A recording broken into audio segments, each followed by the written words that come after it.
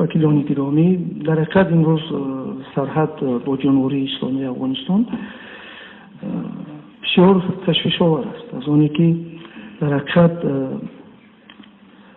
ولایت هایی که با ما هم سرحدن، ولایت کندوز، تخار، بدخشان، امروز در حقیقت قسم زیادی ویها این منطقه در دست طالبان می باشد.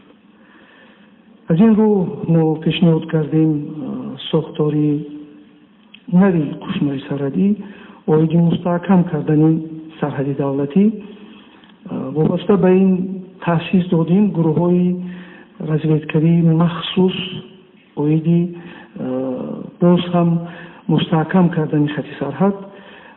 برای همین امروز همه مشکلات را به نظر گرفته سردار دولت اویدی تغییرات به ساختار و قانون کشمای سرحدی دستگیری کردن.